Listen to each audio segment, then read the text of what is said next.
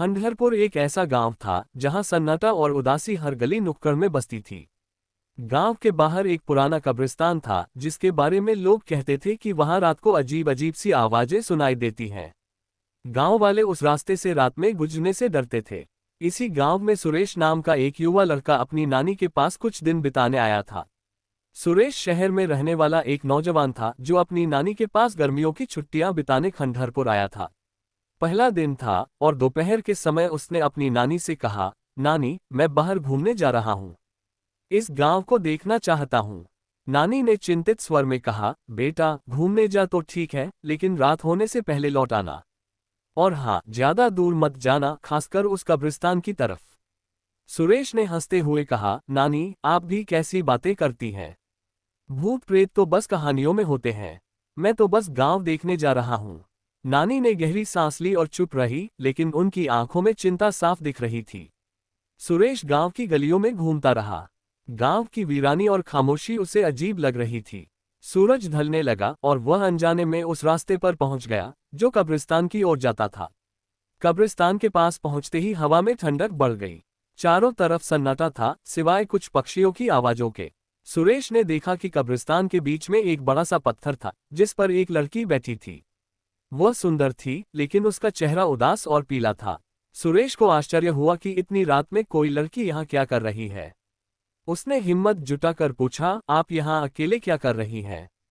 लड़की ने उसकी ओर देखा और धीमी, मधुर आवाज में कहा, मेरा नाम मोनिका है। मेरे पिता इस कब्रिस्तान के चौकीदार हैं। मैं उनके साथ यहीं रहती हूँ। ये कब्रिस्तान ही हमारा घर है। उसकी आवाज में उदासी थी और उसने अपनी नजरें नीचे कर लीं। सुरेश को थोड़ा डर लगा, लेकिन उसने हिम्मत बनाए रखी और पूछा, क्या आपको यहाँ डर नहीं लगता? मोनिका ने हल्की सी मुस्कान दी और कहा, डर तो उन लोगों को लगता है जो यहाँ की सच्चाई नहीं जानते। सुरेश को उसकी बातें रहस्यमयी लगीं, लेकिन वह और सवाल पूछने से पहले चुप हो गया। दोनों कुछ देर तक खामोश रहे। रात गहराने लगी थी। सुरेश ने सोचा कि अब उसे वापस लौटना चाहिए, लेकिन तभी उसे सामने से एक काली परछाई अपनी ओर आती दिखी। उसका दिल जोर जोर से धड़कने लगा। शरीर सुन्न पड़ गया और वह हिल भी नहीं पा रहा था। लेकिन जैसे ही परछाई पास आई, उसने देखा कि यह एक बूढ़ा व्यक्ति था जिसका चेहरा अंधेरे में साफ नहीं दिख रहा था। बूढ़े ने कड़क आवाज में पूछा, बेटा, तुम कौन हो? इतनी रात गए इस कब्रिस्तान में क्या कर रहे हो? सुरेश ने डरते डरते जवाब दिया, मैं सुरेश हूँ। अपनी नानी के पास आया हूँ। बस यूं ही घूमते घूमते यहाँ आ गया। बूढ़े ने उसकी ओर गौर से देखा और फिर पूछा, तुम मोनिका से मिले? सुरेश ने हैरानी से कहा, हाँ, वो वहां पत्थर पर बैठी थी।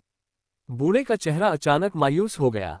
उसने सिसकते हुए कहा, मोनिका है नहीं बेटा, वो थी। 2 साल पहले उसे लाइलाज बीमारी ने छीन लिया। सुरेश के पैरों तले जमीन खिसक गई। उसने तेजी से उस पत्थर की ओर देखा जहां मोनिका बैठी थी, लेकिन अब वहां कोई नहीं था। उसने चारों ओर नजर दौड़ाई, लेकिन मोनिका कहीं नहीं दिखी। उसका शरीर पसीने से तर हो गया। वह समझ नहीं पा रहा था कि जो कुछ उसने देखा और सुना वह सच था या सपना। बूढ़ा चौकीदार सुरेश के कंधे पर हाथ रखकर धीरे से बोला, बेटा, मोनिका मेरी बेटी थी। वो इस कब्रिस्तान में मेरे साथ रहती थी। उसकी आत्मा शायद अभी भी यहाँ भटकती है। वह अक्सर यहाँ दिखाई देती है, लेकिन सिर्फ उन लोगों को जो सच्चे दिल से उससे बात करते हैं। सुरेश का दिमाग सुन्न था।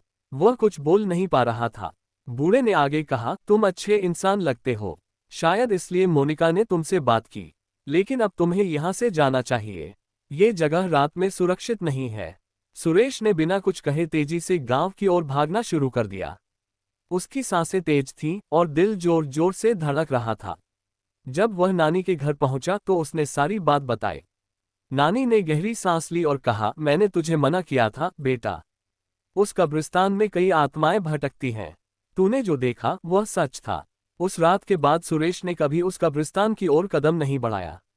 वह शहर वापस लौट गया, लेकिन मोनिका की उदास मुस्कान और बूढ़े चौकीदार की बातें उसके दिमाग में हमेशा के लिए बस गईं।